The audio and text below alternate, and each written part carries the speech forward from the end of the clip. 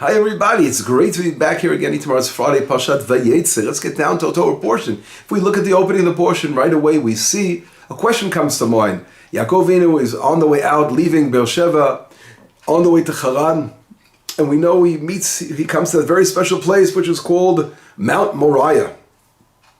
In the Hebrew it says Hamakom, the place, with the again the stressing, special place, and our rabbis learn out, we're talking about Mount Moriah. And Jacob lies down, he has a dream of the ladder, the famous ladder dream. And what does God promise Jacob? God basically says, I'm going to fulfill, with you I'm going to fulfill the blessing of Abraham.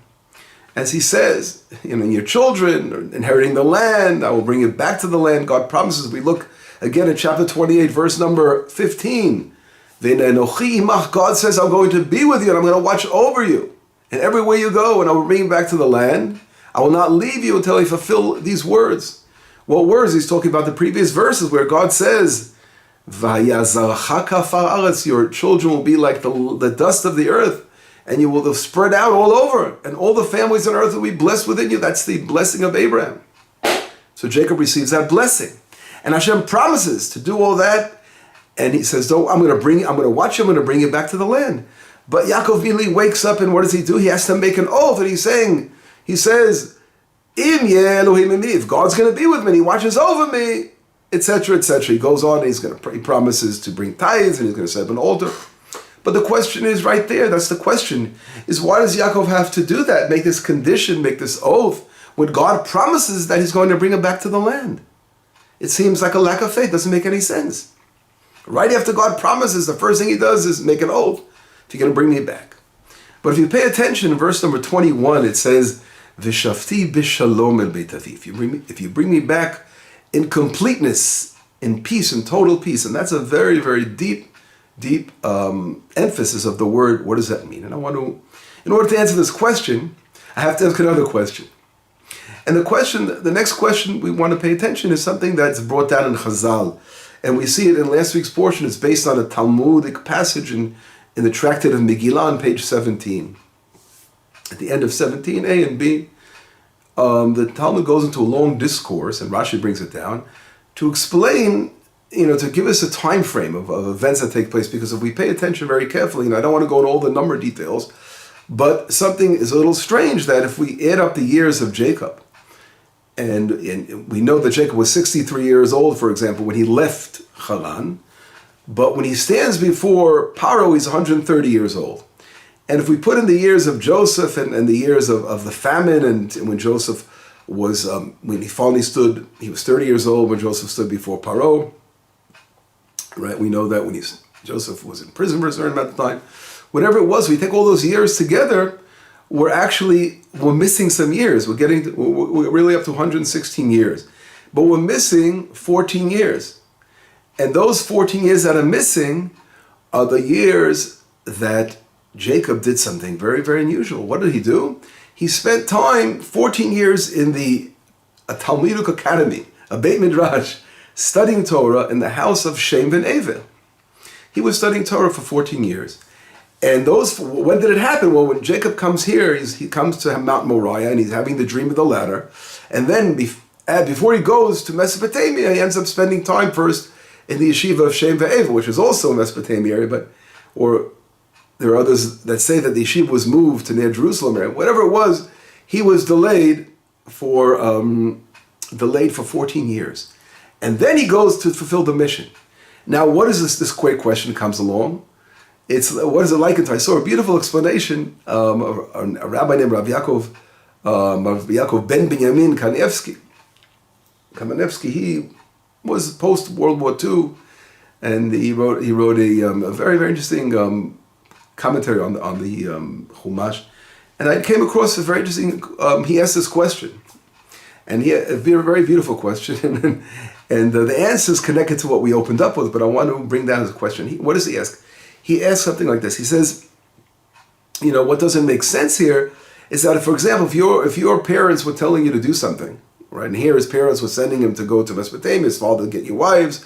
Rivka was worried, of course, about Esau as well. Whatever it was, he was on a mission now from his parents to do something. He had to go get married and find a wife.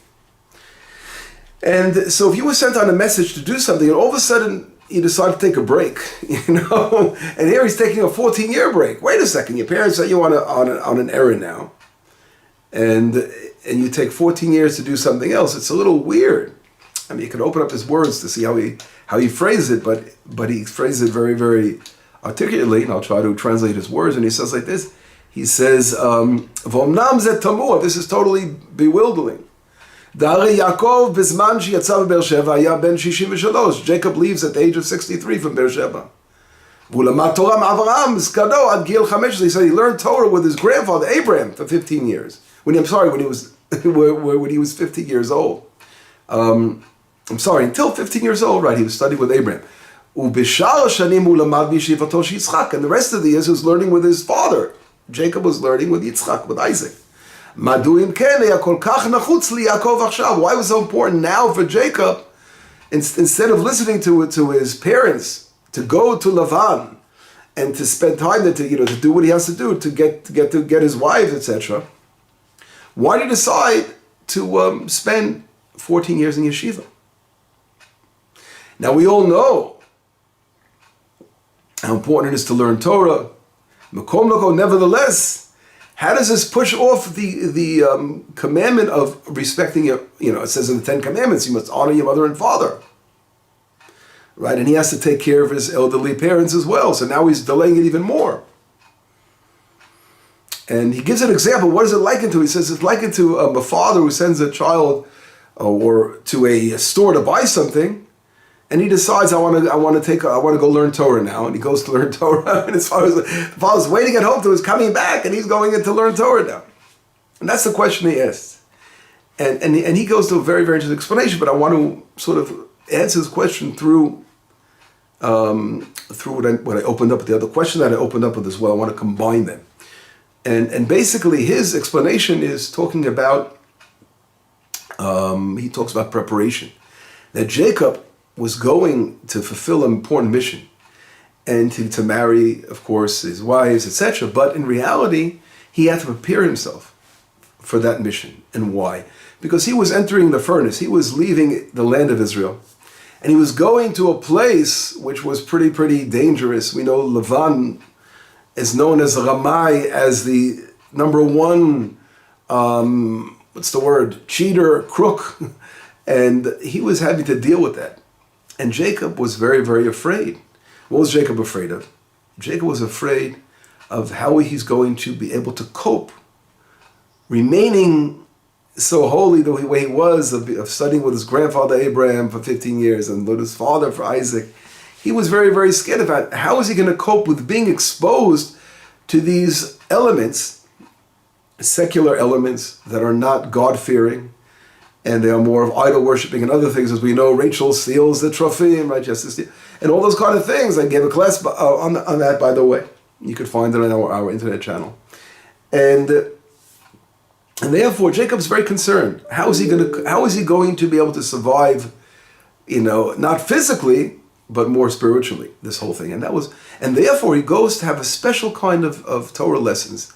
In 14 years, he really is preparing himself with Shem Ve'ever. And now what is unusual about Shem Ve'ever Torah than he learned from Abraham and Isaac? Well, the Shem Ve'ever Torah is focused again on the more worldly Torah, because they're coming from more of like Torah for the nations, and dealing with different situations that come up abroad in the exile. And that's really what he explains. This is I really enjoyed very much his explanation. And I want to take it, of course, a step further. So if we go back with that explanation in mind, I want to go back to the verses that we discussed. And if we see, as I said to you, it says right out in the verse, if we read again, the verse 20, Vayida Yaakov, right, Jacob makes this, the oath, and God watches over me. And then it says in verse 21, V'shafti b'shalom, and I'll return in peace. Here we see that's the real key to the whole answer. It's not like Jacob, God forbid, was challenging God, questioning God if God is going to bring him back. He knew God was going to bring him back to the land of Israel, but he was concerned if God was going to bring him back in peace. What do you mean peace? In that he's not going to be broken or like a wrecked vessel after being in exile and dealing with such an evil person, Lavan, his father-in-law, and having to come back literally broken man. He didn't want to come back as a broken person. He wanted to be able to contend with that difficult challenge and pass the test in flying colors and come back in wholeness and not lose his spirituality. So Yaakov had to make that important decision to go to spend 14 years of preparation for this great challenge in order, God forbid, not to fall and not to come back as a broken vessel. So not that he really lacked faith in God. And so it combines the question that was asked, I mentioned, by Rav Kamenetsky. What does he ask? He asks basically, how could Jacob make a breach in his kibud aveim, right? In honoring his parents, if he's now going to 14 years prepare himself, but still, he's not going to be there to take care of his elderly parents. And the answer is no. It's part of the mission was to get that preparation. It was all part of the thing, and therefore it's not considered. The Talmud itself says is that how great studying Torah that person is not punished for not respecting his parents if he's studying Torah. In other words, if he has to leave and go away for a while he's studying and to learn, it's not considered a breach in kibud aveim, and that great commandment of honoring your parents. And of course, we see how important honoring our parents is, that these are the kind of questions that come up. Could a person leave elderly parents behind for a certain time? But whatever it was, we learn out the Talmud in Megillah goes out to discuss so powerfully that there were years that Jacob was punished for, because if Jacob, we take the 14 years he wasn't punished for, but Jacob ends up spending, right, we know that he didn't see his father for 36 years. 36 years was the amount of years they didn't see his father. But if we deduct from 36:14, what are we up to? We have 22 years that things were dragged on, and Jacob actually was punished for 22 years. Why?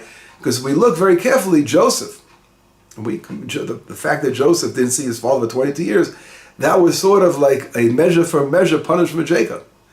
And so for 22 years, why 22 years? Well, 20 years Jacob spent again in Mesopotamia, and it took him to get back 2 more years. So it's a total of 22 years that he didn't see his father, that he was accounted for. So we see how important, of course, honoring our parents. But on the other hand, of course, the years that we spend doing things that are building ourselves, preparing ourselves for the missions, that we are doing is not considered, that's not taken into account for the years of not honoring a parent. So that's a very powerful message, and I think this message goes out in many, many ways. We can understand it in many, it branches out from many things from here. Number one, the greatness of honoring our parents. But number two, preparation. How much do we have to take upon ourselves to prepare ourselves for doing a mission? If we have a mission, and even God is promising Jacob to do that mission, you're going to be fine. You'll get back, but we have to realize that, obviously, here we learn a lesson that God doesn't intervene with every steps of the way we make. He says, I'm bringing you back. But we have our free will. And we want to do something, it's up to us to do it right. We just know what's going to be in the end and the beginning, but the middle road is up to you. And here Jacob took aside so much time to study, to prepare himself to contend with such challenges in the house of Lavan. I think we take us one step further and picture what goes on today in the world with so many challenges. So many challenges in this world we have to contend with. What's going on in a world of real difficult situation that we've never been in before. I'm not going to go here now for this thing, but we should realize that we must prepare ourselves. And in order to prepare ourselves, we see that studying Torah is the greatest preparation. And also what kind of Torah we study. So it's also important to realize what kind of Torah. Here we see he studied from Abraham, he studied from Jacob. Jacob studied from Abraham, from his grandfather, from his father Yitzchak. But it's also Torah that he had to have an additional. So it's also, we learn how a person has to choose his rabbis, choose his house of study, and of course, according to the challenges that he has to cope with. At the same time, we have to always look in the background and say, wait a second, am I making sure my parents are taken care of? Okay, I'm on a mission now, an important mission, but they have to be included in the picture. Our parents, and of course, others that are dependent upon us, our responsibility is a very, very important eye-opener of a lesson here, and a lot more we can expand and think about this. But I thought this would be a very, very important thing to stress in this week's portion. And God willing, we shall continue in our next lessons. Have a beautiful Shabbat Shalom, B'sorot Tovot, Yeshuot V'nechemot.